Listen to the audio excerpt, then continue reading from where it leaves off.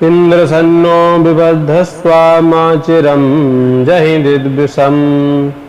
इंद्र को मारने की भावना से बड़ा भारी यज्ञ किया गया, परंतु यज्ञ में थोड़ी सी मंत्र त्रुटि हो गई, जिसके फलस्वरूप उस यज्ञ कुंड से वृत्तासुर नामक एक बड़ा भारी असुर पैदा हो गया। त्वष्टा से इंद्रवध का आदेश पाकर वृत्तासुर चल पड़ा। वृत्तासुर का भीम का शरीर देखकर सारे देवता घबरा गए। भागते भागते भगवान की शरण में पहुंचे तो प्रभु ने कहा, भाई एक ही उपाय है। दधीचि मुनि की हड्डियों से वज्र का निर्माण होवे तो उस वज्र से ये असुर मरेगा। तब तो सारे देवता महर्षि दधीचि की शरण में आ गए। दधीचि मुनि ने देखा तो पूछ लिया, अरे भाई देवताओं कैसे आना हुआ? सभी देवता हाथ जोड़कर बोले, महाराज आप जैसे संतों का तो जीवन ही परमार्थ के लिए होता है। हम आपसे आपकी हड्डियां मांगते हैं, हमें अपनी अस्थियां दान करो। दधीचि मुनि पहले तो खूब हंसे और फिर बोले, अरे देवताओं तुमने मांगते समय कुछ भी विचार नहीं किया, तुम क्या मांग रहे हो? अरे सबसे अधिक प्रेम तो अपने शरीर से ही होता है। कितना देव दुर्लभ है ये शरीर, और तुमने ऐसे ही मांग लिया जैसे कोई साधारण सी बात हो। देवताओं ने कहा, महाराज हमें भगवान विष्णु ने भेजा है। दधीचि मुनि बोले, तो साक्षात विष्णु ही आकर मांगते। देवता बोले, भगवान यदि मांगने वाला देने वाले की पीड़ा पर ध्यान देता तो फिर मांगने की हिम्मत ही नहीं पड़ेगी, पर देने वाला भी मांगने वाले की परिस्थिति पर विचार करे तो वह मना भी नहीं करेगा। दधीचि मुनि प्रसन्न हो गए। अरे देवताओं मैं तो थोड़ा तुमसे परमार्थ का उपदेश सुनना चाहता था, इसलिए मैंने मना किया था। मैं अच्छी तरह से जानता हूँ कि ये अनित्य शरीर है, शरीर तो छोड़ना ही पड़ता है क्योंकि ये मरण धर्मा है। मेरा शरीर तुम्हारे काम आवे, उससे समाज का देश का हित होवे, इससे बढ़िया और क्या बात होगी। इतना कहकर महात्मा ध्यान मग्न बैठ गए। उनके शरीर में खाद्य पदार्थ लगा दिया गया। गायों ने चाटते चाटते हड्डियों के अतिरिक्त सब कुछ चाट लिया। तब विश्वकर्मा ने उन हड्डियों से बड़े सुंदर वज्र का निर्माण किया और वह वज्र लेकर जैसे ही वृत्तासुर से युद्ध करने इंद्र सामने आए तो वृत्तासुर को उस वज्र में साक्षात भगवान हरि का दर्शन होने लगा। इंद्र को वज्र हाथ में लिए देखकर वृत्तासुर बोला, आज मेरा बड़ा सौभाग्य है जो कम से कम तू मेरे सामने आकर टिका तो सही, तू तो भाग ही रहा था।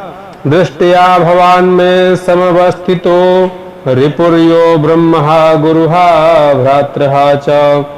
तू ब्रह्म हत्यारा है, गुरु हत्यारा है, मेरे भाई का हत्यारा है। आज तुझे मारकर मैं सबकी तरफ से दंड दूंगा। पर वज्र की ओर देखा तो अचानक वृत्तासुर की भावना बदल गई। वज्र में बिहारी जी नजर आने लगे। प्रत्यक्ष हरि का दर्शन करके 4 श्लोकों में वृत्तासुर ने बड़ी भावपूर्वक स्तुति की और इन 4 श्लोकों में धर्म अर्थ काम मोक्ष चारों पुरुषार्थ आगे मांगे। और वैष्णवों का धर्म भी तो यही है क्या? अहम हरे तव पादे कमूला दासानुदासो भवितास्मि भूया मनः स्मरेता सुपतेर्गुणास्ते गृहीत्वा कर्म करो तु काया। वृत्तासुर बोला, है प्रभु मैं आपका दास भले ही ना बन सकूं, इतनी पात्रता मुझ में नहीं है, पर जिन महापुरुषों को आपके चरण ही एकमात्र मूलाधार बन गए, आपके चरणों के अलावा जिनकी कोई गति और रति नहीं, ऐसे उन संतों का दास बनकर रहूं। अपना दास ना बनाइए पर अपना दासानुदास तो बना लीजिए। आप बिजली का तार पकड़ लीजिए तो भयंकर करंट लगेगा, और जिसे वह भयंकर करंट लगा हो उसका कोई पैर पकड़ ले या उसे कोई छू ले तो उसे पकड़ने वाले को और भी जबरदस्त करंट लगता है। उसी प्रकार परमात्मा तो हमें दिख नहीं रहे, परमात्मा तक पहुंचने की हमारी गति भी नहीं, तो जो परमात्मा को पकड़े बैठे हैं उन संतों को पकड़ लो, तुम्हें भी उनकी कृपा प्राप्त होगी। इसलिए वृत्तासुर कहता है, महाराज मुझे तो दासानुदास बना लो। हे प्राणनाथ, मेरी तो एक ही प्रार्थना है कि मेरा मन सदा आपका स्मरण करे, मेरी ये वाणी सदा आपकी महिमा मंडित गुणगणों का गायन करती रहे और इस शरीर से सदा आपकी सेवा का कर्म करता रहूं। वैष्णवों का चारों पुरुषार्थों में से एक यही परमार्थ है, परम धर्म है। अब अर्थ कौन सा चाहिए? न नाग पृष्ठम न जस्पारमेष्ठम न सार्वभौमम न रसाधिपत्यम न योग सिद्धिरपुनर्भवं वा समंजसत्वा विरहंयकांक्षे। वृत्तासुर ने कहा, हे निखिल सौभाग्य निधे प्रभो, मुझे न स्वर्ग चाहिए, न मोक्ष चाहिए, न सार्वभौम पदवी चाहिए, न योग सिद्धि चाहिए। शंका, जब स्वर्ग मोक्ष सार्वभौम पद योग सिद्धि आदि कुछ भी नहीं चाहिए तो फिर क्या चाहिए? समाधान, वृत्तासुर ने कहा, हे प्रभु आपका विरह चाहिए, आपका स्मरण चाहिए, आपकी स्मृतियों के खजाने में ही मैं मस्त रहना चाहता हूँ, सदा आपको याद करता रहूं। और वैष्णवों का धन तो एक ही है, क्या? भगवान की स्मृति। विपद्य स्मरणम विष्णु संपन्न नारायण स्मृति ही, भगवान की स्मृति ही वैष्णवों की परम संपत्ति है। वृत्तासुर स्तुति करते हुए बोला, हे प्रभु आपको मैं ऐसे याद करूं जैसे अजात पक्षा इव मातरम खगस्त्वन्यम तथावस्तरा क्षुधार्ता प्रियं प्रियेवा विसुतं विषण्या मनोरविंदाक्षिद्रक्षते त्वम्। वृत्तासुर यहाँ 3 दृष्टांत देते हुए भगवान हरि की स्तुति करने लगा। कितने सुंदर सुंदर संबोधन कर रहा है। हे अरविंदाक्ष, हे कमल नयन प्रभु, जैसे पक्षी का नन्हा सा बच्चा जिसके अभी पंख निकले ही नहीं और वह घोंसले में बैठा बैठा जैसे उल्लू बिल्ली आदि के भय से अपनी माँ को याद करता रहता है, चिड़िया उड़ जाए तो बच्चा अपने को असुरक्षित अनुभव करता है और जहाँ माँ के आने की आहट सुनता है तो माँ के आगमन पर बड़ी जोर से चिल्लाने लगता है, तो जैसे वह निरंतर अपनी माँ का चिंतन करता है ऐसे ही मैं आपका चिंतन करूं। ये स्वार्थ का चिंतन है, डर लग रहा है इसलिए माँ को याद कर रहा है। आगे श्री वृत्तासुर स्तुति में दूसरा दृष्टांत देते हुए कहते हैं, स्तन्यम यथावत्सतरम क्षुधार्ता। जब वन में घास चरने के लिए गई गौ माता का जैसे घर में नन्हा सा बछड़ा स्मरण करता रहता है, जो माँ के दूध पर ही निर्भर है, अभी बाहर की वस्तुओं को नहीं खाता, वह क्षुधातुर नन्हा सा बछड़ा भूख में विकल जहाँ सूर्यास्त होते देखता है कि माँ के आगमन का समय हो गया, ये जानकर रमाने लगता है। माँ से मिलने के लिए रस्सी तोड़ने की चेष्टा करता है, छटपटाने लगता है, हे प्रभु ऐसे ही आपसे मिलने को मैं भी छटपटाऊं। अब यहाँ पर भी स्वार्थ है। जहाँ भूख का भजन हो रहा है, गौ माता आकर जब चकाचक दूध पिला देती हैं, फिर बछड़े में वह तड़प नहीं रह जाती। वृत्तासुर आगे तीसरा दृष्टांत देते हुए कहते हैं, प्रियम प्रियो विसुतम विषण्या। जैसे परदेश गए हुए प्रियतम का उसकी प्रिया घर में बैठी बैठी प्रतिपल स्मरण करती है, ध्यान करती है, हे प्रभु मैं उस प्रकार आपका भजन करूं। एक कन्या का विवाह हुआ, वह बिल्कुल भी पढ़ी लिखी नहीं थी। कुछ ही दिनों में उसकी अत्यंत प्रीति अपने पति से हो गई, पर जब कुछ दिनों के बाद पति परदेश जाने लगे तो बेचारी रोने लगी, घबराने लगी। पतिदेव ने कहा, देवी चिंता न करो, मैं मात्र 10 दिन के लिए जा रहा हूँ, फिर लौट आऊंगा। तो देवी बोली, महाराज ये 10 दिन कितने होते हैं? वह बिल्कुल भी पढ़ी लिखी नहीं थी।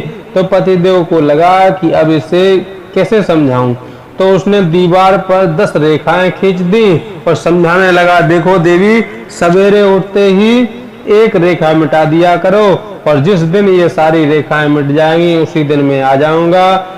उस भोली भाली को ये बात समझ में आ गई। अब बेचारी जागते ही सबसे पहले दौड़कर वह रेखा मिटाती है और प्रसन्न हो जाती है कि इतनी रेखाएं कम हो गई, आज ये रेखा कम हो गई, बस अब 2 रेखा और बची हैं। तो जो रेखाएं कम होती जाती हैं त्यों उसकी मिलने की उमंग बढ़ती जाती है, और जब तक रेखा बची जब एक रेखा बची तब तो उसका धैर्य ही खोने लगा, और जिस दिन उसने अंतिम रेखा को मिटाया उस दिन तो उसका एक एक पल कटना मुश्किल हो गया। जहां आहट होती है कि दरवाजे की ओर भागती है। तो जैसे प्रिया को अपने प्रियतम से मिलने की विकलता प्रतिपल बढ़ती रह जाती है, वृत्तासुर कहते हैं, हे प्रभु, ऐसे ही प्रति क्षण में आपसे मिलने के लिए लालायित रहूं, ऐसे ही आपसे मिलने, आपको देखने की उत्कंठा मेरे मन में जगे। वैष्णवों को भी यही कामनाएं और इच्छाएं तो होती हैं। अब अंतिम पुरुषार्थ मोक्ष विषयक चर्चा वृत्तासुर स्तुति करते हुए करने लगे।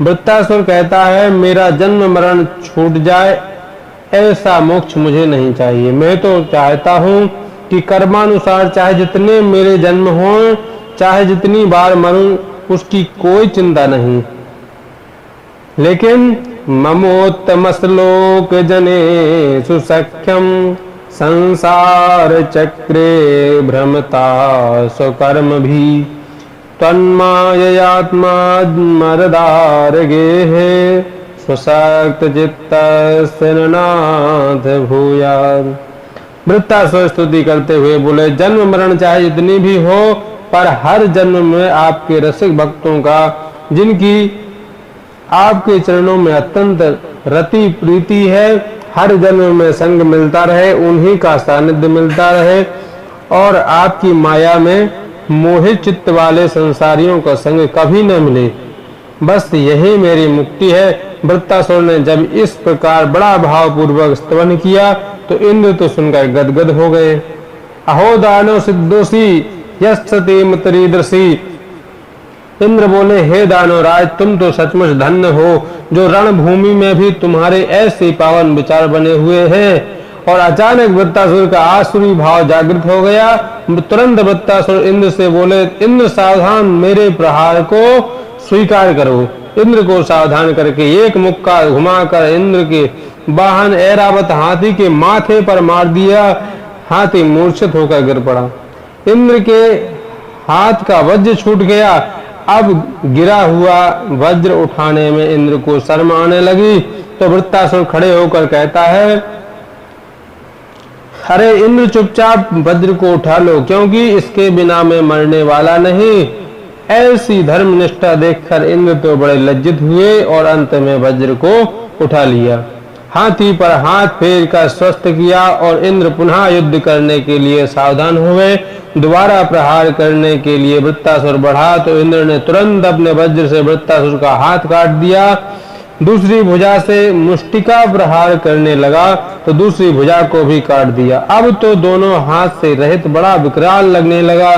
अब की बार वृत्तासुर मुंह फाड़कर पूरे वेग से दौड़ पड़ा और जब तक इंद्र कुछ कर पाते तब तक इंद्र को ही मुंह में रखकर निगल गया। देवताओं में हाहाकार मच गया। अरे ये तो इंद्र को ही निगल गया। पर इंद्र के हाथ में चूंकि वज्र था और इंद्र के पास नारायण कवच का बल भी था, इसलिए इंद्र मरे नहीं और पेट में बैठे बैठे वज्र से उसका पेट फाड़ने लगे। वृत्तासुर का पेट फाड़ते फाड़ते 1 साल बाद इंद्र वृत्तासुर का पेट फाड़कर बाहर निकल पाए। तब वृत्तासुर का अंत हुआ। परीक्षित ने पूछा, भगवान, आखिर वृत्तासुर में ये जो भगवत भक्ति का संस्कार था, भगवान की स्तुति उसने रणभूमि में की, ये संस्कार उसमें कहां से आ गया? सुखदेव जी कहते हैं, सुनो राजन, ये वृत्तासुर पूर्व जन्म का चित्रकेतु नाम का राजा था। इसकी लाखों रानियां थीं पर संतान एक भी नहीं थी। अंगिरा मुनि ने अपने आशीर्वाद स्वरूप कृपा में फल दे दिया और वह फल बड़ी रानी को खिला दिया, जिससे एक बेटा हो गया। अन्य रानियों को सौतिया डाल हो गई। बड़ी रानी को बेटा हो गया तो महाराज अब हमारी तरफ दृष्टि ही नहीं डालते। उन सब ने मिलकर दासी के माध्यम से उस पुत्र को विषपान करा दिया। बालक सोया और सोता ही रह गया। रानी को पता चला तो चीत्कार करके रोने लगी। राजा भी छाती पीट पीट कर रोने लगे। उसी क्षण देवर्षि नारद अंगिरा मुनि के साथ प्रकट हो गए। अंगिरा मुनि ने कहा, राजन तुम क्यों रो रहे हो? मैंने पहले संकेत दिया था कि तुम्हारे भाग्य में पुत्र सुख नहीं है, पर तुम नहीं माने तो अब रोना पड़ रहा है। राजा ने कहा, मैं कुछ नहीं सुनने वाला हूँ। प्रभु आप मुझे बेटा दो, मेरा बेटा स्वस्थ कर दो, नहीं तो मैं भी मर जाऊंगा। देवर्षि नारद बोले, अंगिरा जी तुम पीछे हटो, हम इन्हें समझाते हैं। नारद जी ने राजा से पूछा, बोलो राजन तुम्हें क्या चाहिए? राजा बोले, हमें तो बेटा चाहिए। नारद जी बोले, तो ये रोना धोना बंद करो, हम अभी तुम्हारे बेटे को ठीक कर देते हैं। राजा तुरंत आंसू पोंछ कर बैठ गए और नारद जी ने मंत्र पढ़कर तुरंत उस मृतात्मा का आवाहन किया। नारद जी के बुलाते ही वह जीवात्मा प्रकट हो गया। देवर्षि नारद बोले, जीवात्मा पश्य भद्रम ते मातरम पितरम चते। नारद जी ने कहा, अरे जीवात्मा तेरा कल्याण हो, ये तेरे माता पिता तेरे लिए कितने आंसू बहा रहे हैं। अब तुम इस कलेवर में प्रविष्ट होकर शेष आयु का भोग करो और माता पिता को सुखी करो। बेटा बेटा कहकर माता पिता उस पुत्र को छाती से लगाने के लिए दौड़ पड़े। उसी क्षण वह बालक बोल पड़ा। क्या बोला? कस्मिन् जन्मन्नमि मह्यम पितरम मातरो पितरम भवन कर्म भेद ब्राह्ममाणस्या देवते नयानसु।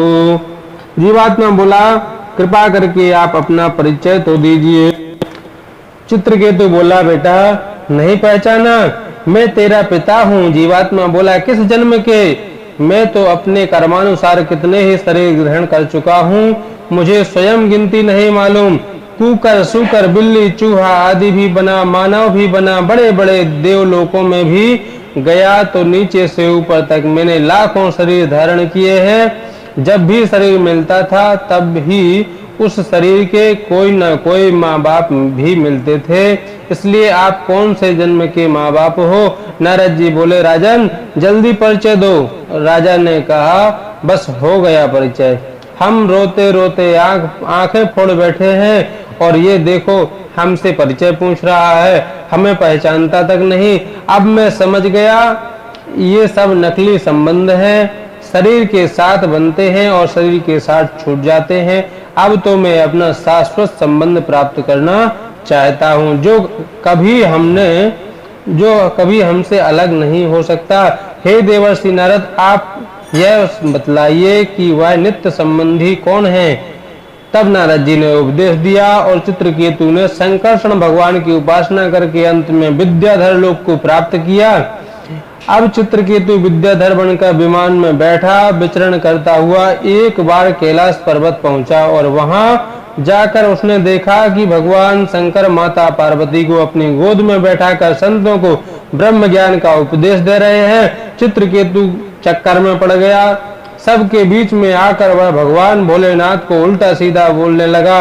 ये धर्माचार बने फिरते हैं, इन्हें शर्म भी नहीं आती, इन्हें पता ही नहीं कि समाज में ऐसे बैठा जाता है। एस लोक गुरु साक्षात् धर्मं वक्ता शरीरिणाम आस्ते मुख्य समायाम्बे मिथुनी भूय भार्यया। इस प्रकार चित्रकेतु अनर्गल प्रलाप करने लगा। भोलेनाथ तो हंसते रह गए, पर भवानी माँ को बड़ा क्रोध आ गया। हे मूर्ख, तू यह शिष्टाचार हमें सिखाने कहाँ से आ गया? हम पर तूने पाप दृष्टि डाली है, इसलिए हे द्रुमति जा, तू पापमती असुर हो जा। तब चरणों में गिरकर भवानी को प्रणाम किया। प्रतिगृहणामिते शापम, हे माते आपका शाप मुझे स्वीकार है। मैं इसलिए क्षमा नहीं मांग रहा हूँ कि आप मुझे शाप मुक्त कर दें, आपका शाप मुझे स्वीकार है। प्रार्थना इसलिए कर रहा हूँ कि आप जगन माता हो, आपको मेरे व्यवहार से कष्ट हुआ, उसका मुझे बड़ा दुख है। मुझे तो मुझे जो अनुचित लगा वह मैंने कह दिया, पर मेरी वाणी से आपको कष्ट पहुंचा, इसलिए क्षमा चाहता हूं। पार्वती जी चित्रकेतु के स्वभाव से प्रसन्न होकर बोली, भैया मेरा श्राप तो मिथ्या हो नहीं सकता। तू असुर जरूर बनेगा, पर असुर देह में भी तेरी भगवत भक्ति बनी रहेगी, यह मेरा आशीर्वाद है। सुखदेव भगवान कहते हैं, परीक्षित वही चित्रकेतु माता भवानी के श्राप से वृत्तासुर बना। भगवत भक्ति के संस्कार के कारण रणभूमि में भी इसने भगवान की दिव्य स्तुति की और आज वज्र के द्वारा उसका उद्धार हो गया। दिति के मरुदगण नामक 49 बेटे ऐसे भी हुए जो असुरों के भ्राता होने पर भी देवताओं में गिने गए। यह वायु के ही विविध रूप हैं। पुंसवन व्रत के प्रभाव से दिति माँ के गर्भ में उनके 49 टुकड़े होने पर भी यह बालक मरे नहीं और अंत में देवताओं के बंधु बनने के कारण इनकी गणना देवताओं में भी की गई है। रामचरितमानस में भी इन्हीं 49 मरुद देवताओं का उल्लेख आता है। हरि प्रेरित तेहि अवसर चले मरुत 49, यह वही मरुदगण है जो द्वितीय पुत्र होकर भी देवताओं में गिने जाते हैं। पुंसवन व्रत की विधि 6ठ स्कंद के अंतिम अध्याय में महामुनि सुखदेव जी ने महाराज परीक्षित को बड़े विस्तार से श्रवण कराई और यहीं पर 6ठ स्कंद को विराम देते हैं और 7वें स्कंद की कथा अगले शस्त्र में श्री प्रहलाद जी महाराज की कथा आप श्रवण करेंगे। तब तक के लिए सभी लोग आरती में सम्मिलित होंगे। ओम इदगुं हविः प्रजरणं अस्तु दशवीरगुं सर्वगणगुं सुस्ताय आत्मसनि प्रजासनि पशुसनि लोकसन्य भयसनि अग्निः प्रजां बहुलां करोत्पन्नं पयोरेतो अस्मासु दत्ता। आरती अति पावन पुराण की धर्म भक्ति विज्ञान खान की। आरती अति पावन पुराण की धर्म भक्ति विज्ञान खान के। महापुराण भागवत निर्मल सुख मुख बिगलत निगम कल्प फल। परम सुधानंद सुधार सकल लीलारति रस रस निधान की। आरती अति पावन पुराण की। कलिमल मदन त्रिताप निवारिणी जन्म मृत्युमय भय भय हारिणी। सेवत सतत सकल सुख कारिणी। सुमहो सधि हरि चरित गान की। आरती अति पावन पुराण की। विषय विलास मोह विमोह विनाशिनी विमल विराक विवेक विकासिनी। भगवत तत्व रहस्य प्रकाशिनी परम ज्योति परमात्म ज्ञान की। आरती अति पावन पुराण की। परम हंस मुनि मन उल्लासिनी रसिक हृदय रस रास विलासिनी। भुक्ति मुक्ति रति प्रेम उदास सुदासिनी। कथा किंचन प्रिय सुजान की। आरती अति पावन पुराण की। धर्म भक्ति विज्ञान खान की। आरती अति पावन पुराण की। धर्म भक्ति विज्ञान खान की। ओम कर्पूर गौरम करुणावतारम संसार सारम भुजगेन्द्रहारम सदा वसंतम हृदयारविंदे भवम भवानी सहितं नमामि। बोले भागवत भगवान की जय। बोले सच्चिदानंद भगवान की जय। बोले भक्त वत्सल भगवान की जय। बोलिए सुखदेव महाराज की जय। गंगा मैया की जय। जय जय श्री राधे।